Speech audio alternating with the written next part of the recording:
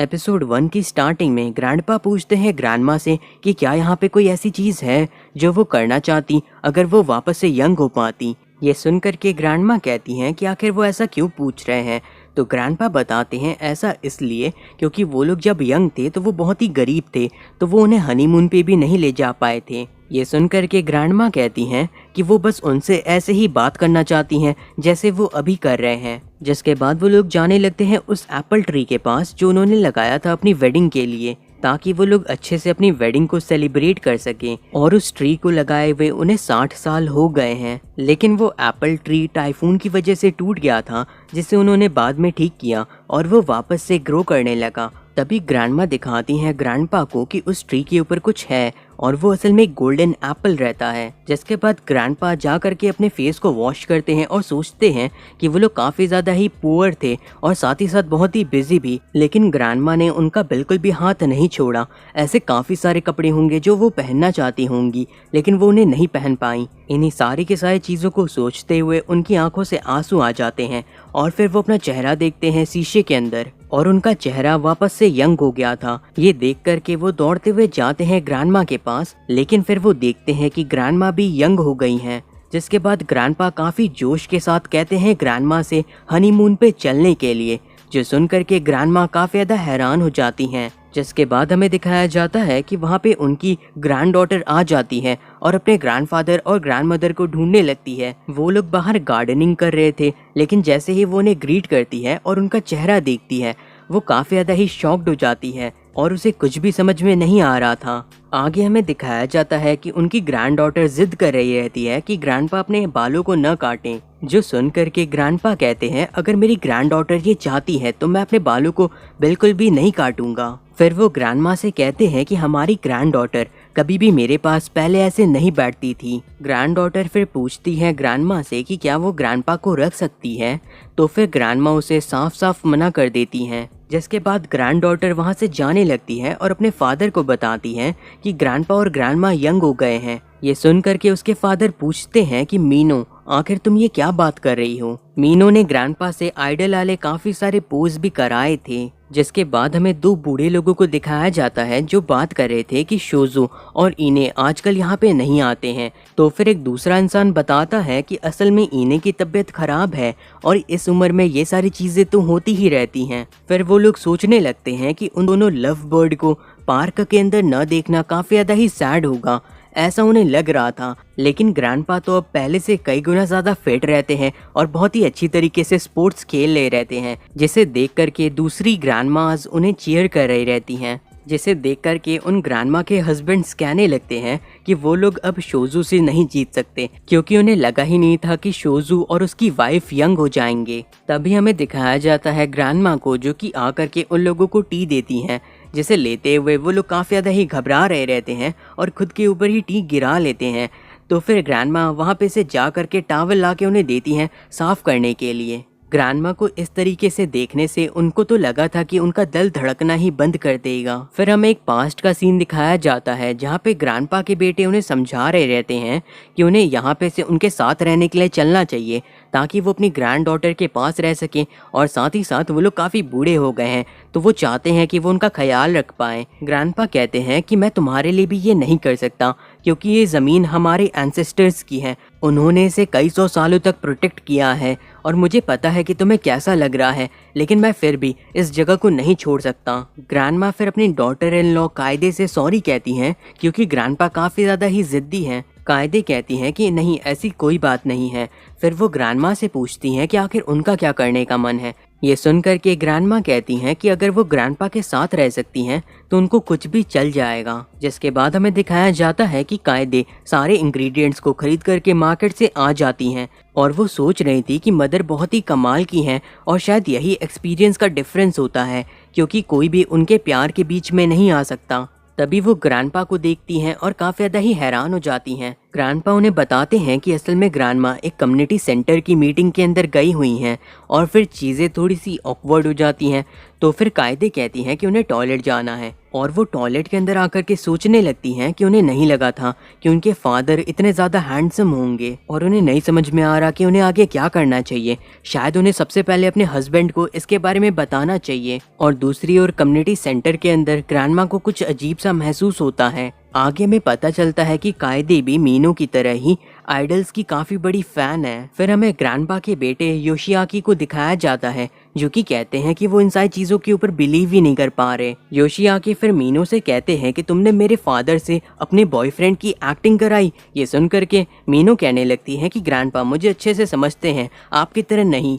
जिसके बाद वो कायदे से पूछते हैं कि तुमने इस चीज़ के बारे में मुझे तुरंत ही क्यों नहीं बताया। तो फिर कायदे बताती हैं कि ये बहुत ही मुश्किल बात थी, इसीलिए वो आमने सामने से इस चीज़ को बताना चाहती थी। मीनू डांट से बचने के लिए ग्रैंडपा के पीछे जा करके छुपने लगती है। कायदे ये देख करके कहने लगती हैं कि मीनू तुम इस तरीके से ग्रैंडपा के साथ बिहेव नहीं कर सकती। ग्रैंडमा ये सुनकर के कहती हैं कि आखिर कायदे किस बारे में बात कर रही हैं। और ये सारी चीजें देख करके योशियाकी का तो सर ही दर्द करना शुरू कर देता है, और इस चक्कर में ग्रैंडपा को भी एक थप्पड़ पड़ जाता है ग्रैंडमा से। जिसके बाद हमें दिखाया जाता है कि वो मीनू को लेकर के वहाँ से जा रहे थे, और वो उनसे कहते हैं कि वो जल्दी ही यहाँ पे वापस आएंगे।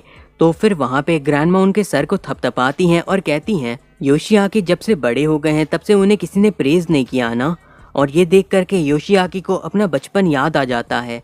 तभी वहाँ पे मीनू आ जाती है और कहती है ग्रैंडमा से कि वो उसके भी सर को थपथपाएं। तो फिर ग्रैंडमा उसके भी सर के साथ ऐसा ही करती हैं। ये देख करके ग्रैंडपा कहते हैं कि यहाँ पे कितनी सारी खूबसूरत लेडीज हैं।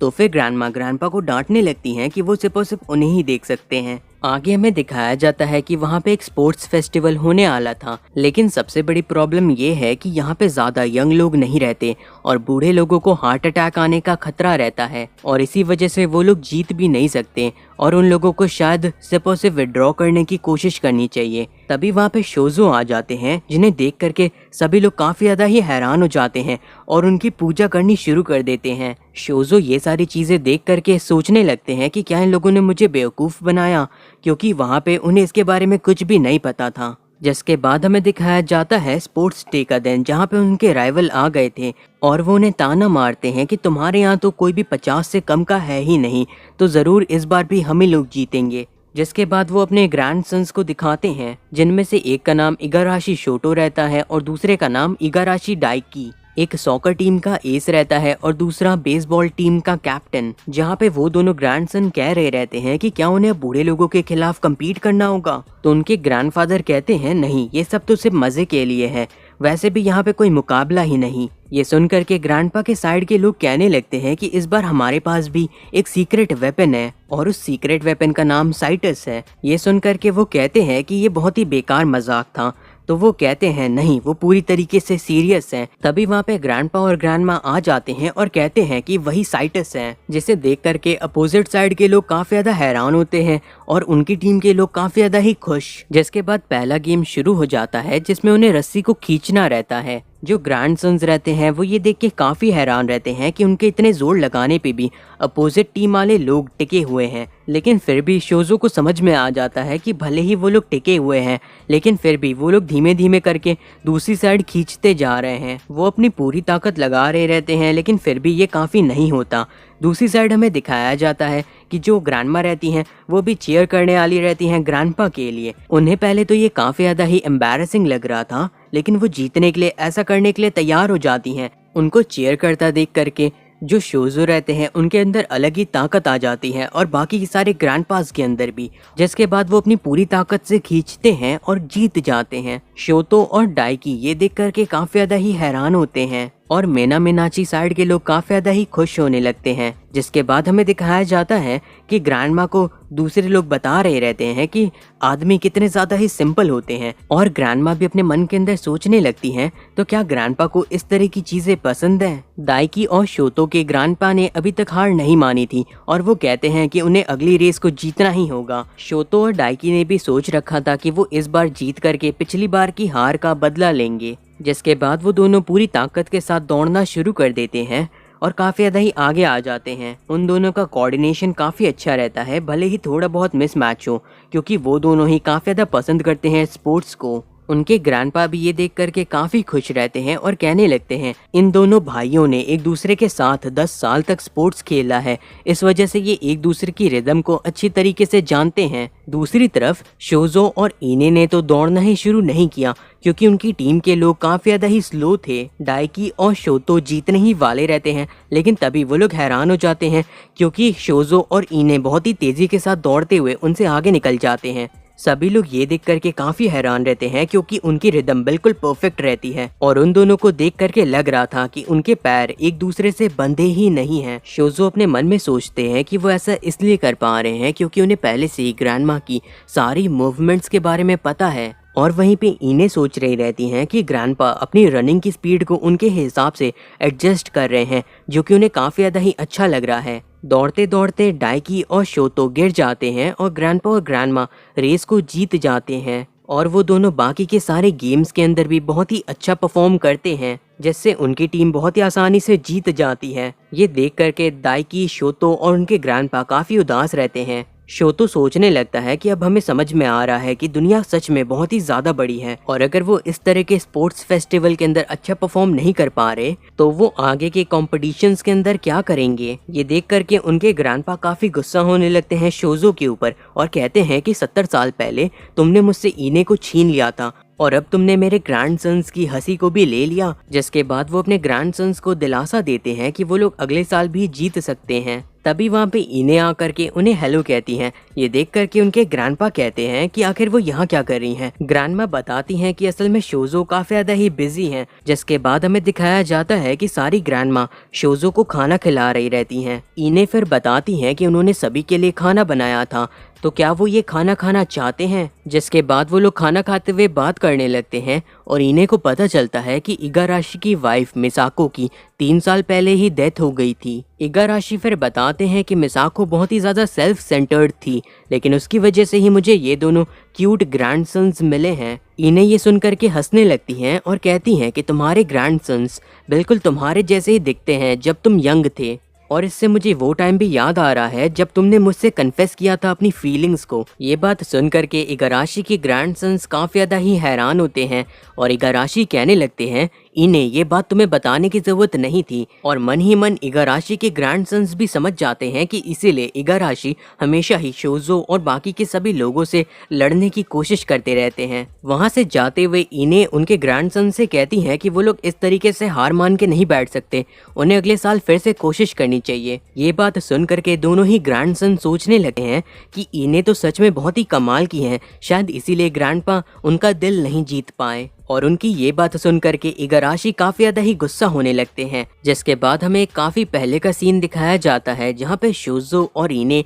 एक दूसरे से बात कर रहे रहते हैं और वहाँ पीछे खड़े होकर के इगाराशी जल रहे रहते हैं। जिसके बाद हमें शोता को दिखाया जाता है जो कि अपने ग्रैंडपा के दिए हुए सामान को डिलीवर करने के लिए साइतो के घर आया था। तभी वहाँ पे मीनो आकर के दरवाजा खोलती है, जिसे देख करके शोता काफी ज्यादा ही घबरा जाता है और बताता है कि उसके ग्रैंडपा ने उसे यहाँ पे ये सामान डिलीवर करने के लिए भेजा था। ये सुन करके मीनो कहती है कि उसकी ग्रैंडमा और साथ ही साथ मदर बाहर गए हैं कुछ सामान खरीदने के लिए, तो वो अंदर आकर के बैठ सकता है।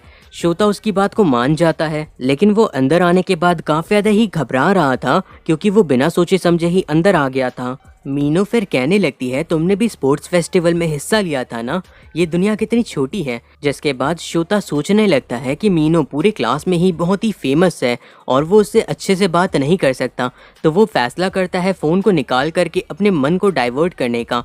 लेकिन तभी वहाँ पे आ करके मीनो देखने लगती है कि आखिर वो कौन सा गेम खेल रहा है। ये सारी की सारी चीज़ें मीनो की मदर और साथ ही साथ ग्रैंडमा भी देख रही रहती हैं। मीनो की मदर ये देख करके काफ़ी घबराने लगती हैं कि मीनो का अभी बॉयफ्रेंड है और वो जल्दी ही शादी कर लेगी।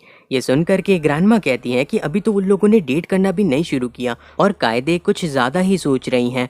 जिसके बाद ग्रैंडपा कहने लगते हैं कि उन्हें तो जल्दी से जल्दी ग्रैंड चिल्ड्रन चाहिए। जिसके बाद वो लोग अंदर आकर के बैठ जाते हैं और बातें करने लगते हैं। ग्रैंडपा काफ़ी अच्छे से शोता से बात करते हैं और शोता को भी काफ़ी अच्छा लगता है।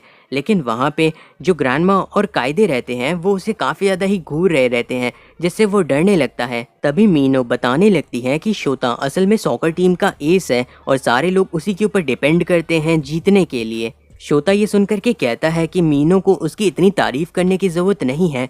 तो फिर मीनो कहती है कि ये तो बस सच्चाई है। ग्रैंडमा और कायदे इसके ऊपर भी डिस्कशन करना शुरू कर देते हैं, जो देख करके ग्रैंडपा काफी ज्यादा ही हैरान हो जाते हैं। ग्रैंडपा भी शोता से सवाल पूछने का सोचते हैं, लेकिन वहाँ पे आकर के ग्रैंडमा उन्हें रोक देती हैं। शोता फिर उन लोगों को अच्छी तरीके से गुड बाय कह करके वहाँ से जाने लगता है। कायदे और ग्रैंडमा को लगता है कि शोता और मीनो काफी ज्यादा अच्छे दोस्त बन सकते हैं, लेकिन मीनो काफी ज्यादा उदास रहती है शोता के जाने से, क्योंकि वो उससे और ज्यादा बातें करना चाहती थी। ग्रैंडपा मीनो की बातों को सुन लेते हैं, लेकिन वो इसे सीक्रेट रखने का डिसाइड करते हैं। घर वापस जाने के बाद शोता अपने ग्रैंडपा से दोबारा से काम मांगने लगता है। फिर हमें दिखाया जाता है कि मीनो पूछ रही रहती है ग्रैंडमा से कि आखिर वो दोनों एक दूसरे से कैसे मिले थे, जिसके बाद ग्रैंडपा बताते हैं कि ग्रैंडमा ने उनसे कन्फेस किया था। मीनो फिर आगे की कहानी के बारे में पूछने लगती है, तो ग्रैंडपा बताते हैं कि ग्रैंडमा ने जैसे ही कन्फेस किया वो काफ़ी ज़्यादा ही खुश हो गए और उन्होंने अपने फादर से बात करने की कोशिश की, लेकिन उनके फादर को ये पसंद नहीं था। वो चाहते थे कि वो उनकी फ्रेंड की